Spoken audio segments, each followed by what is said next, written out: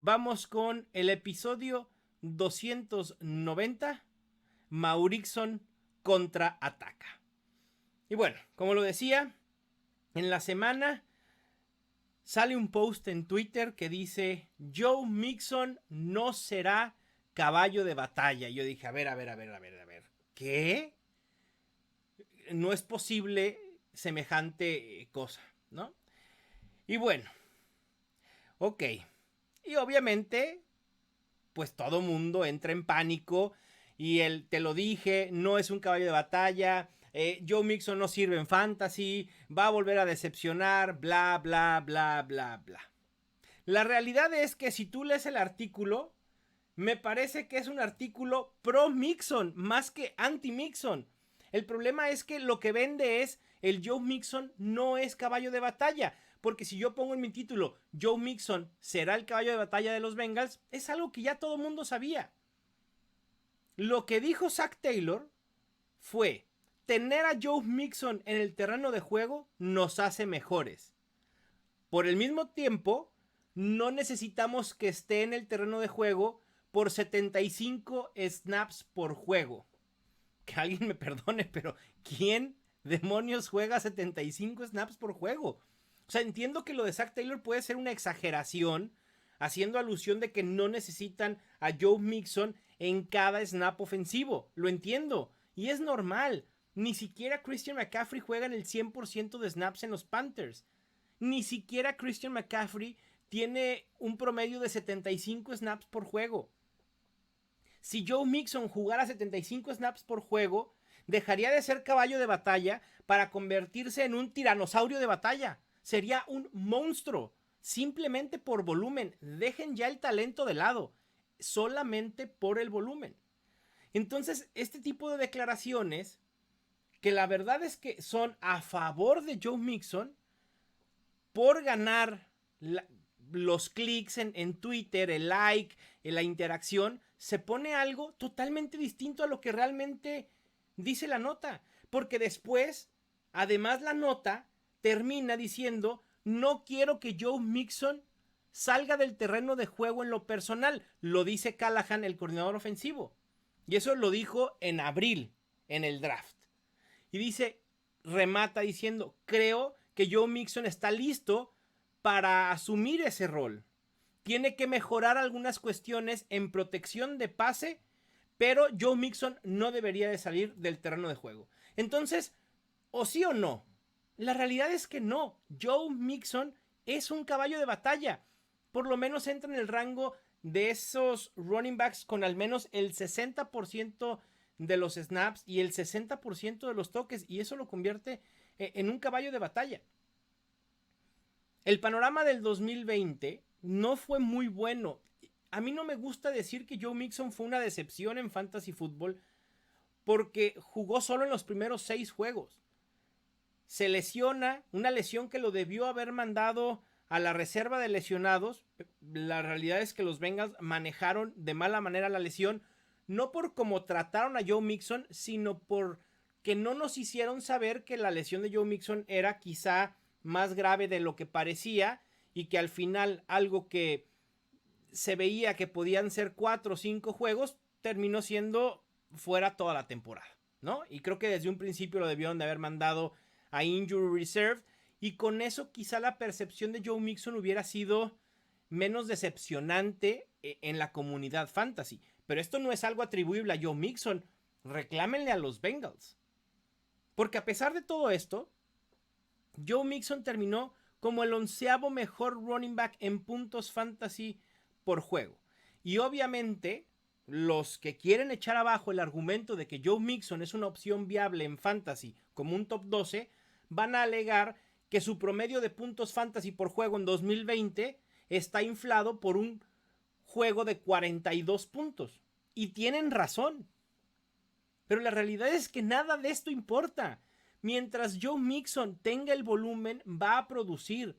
Los puntos fantasy por juego totales en muchas ocasiones son los números menos importantes en fantasy. Es decir, sí nos consiguen triunfos a nuestros equipos, pero no tomemos los puntos fantasy por juego como la estadística más importante para predecir lo que va a pasar en una temporada.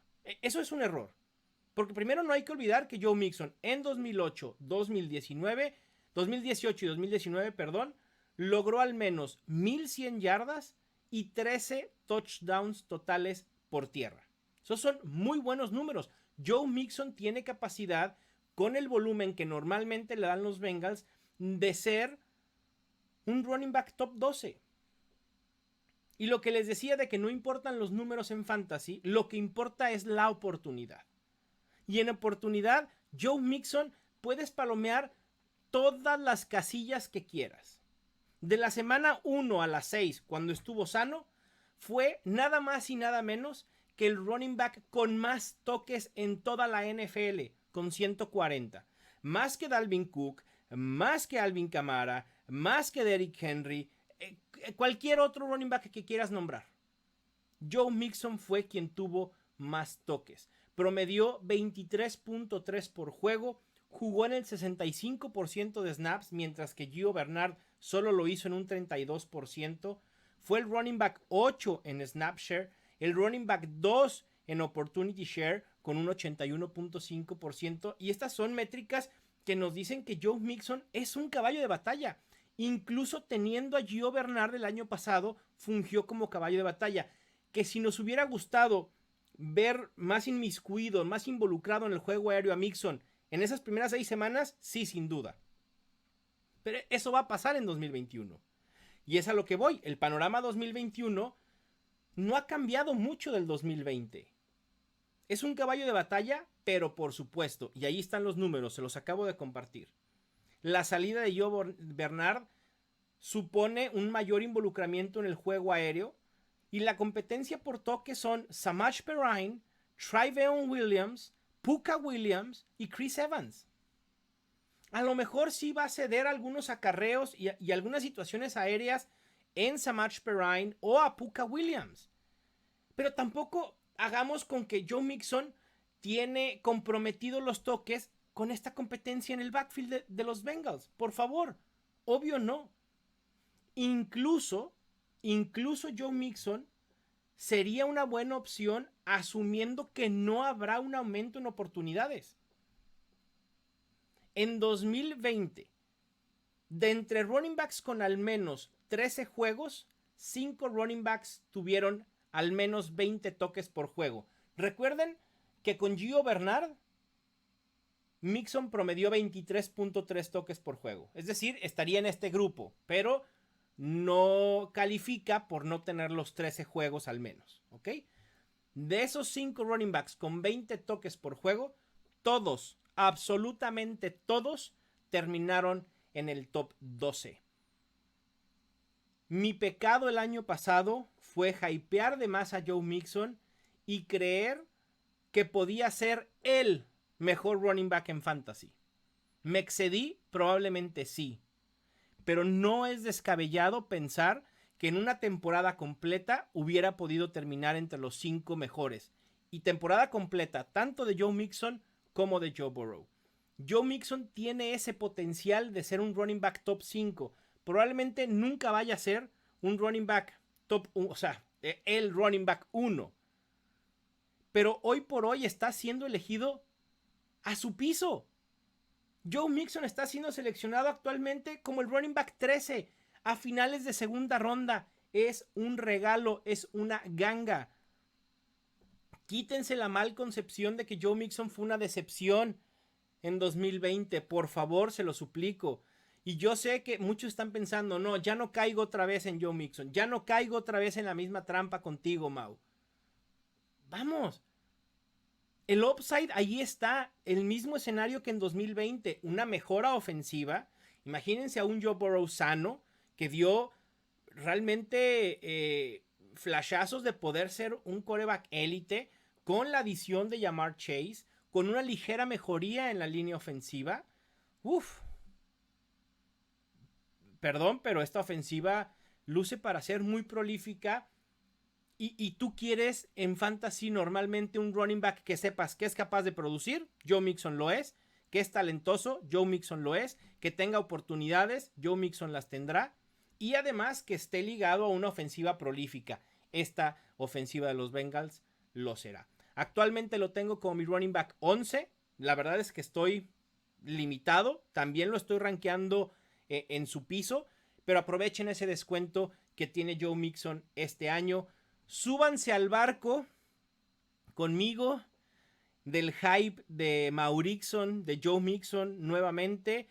Súbanse al tren del hype. En este año he decidido que sea un tren ecológico, sustentable y eléctrico, a contrario de lo que sucedió el año pasado, que fue un tren bala y que se nos descarriló por una lesión en los rieles de la vía de Joe Mixon.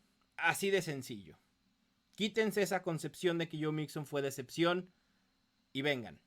Incluso hasta José Ramón Yaca ya lo tengo a bordo de ese tren. Imagínense nada más lo que Joe Mixon ha hecho para que estos dos personajes puedan reconciliarse y que hoy por hoy Yaca esté dispuesto a llevarse a Joe Mixon en sus drafts en 2021.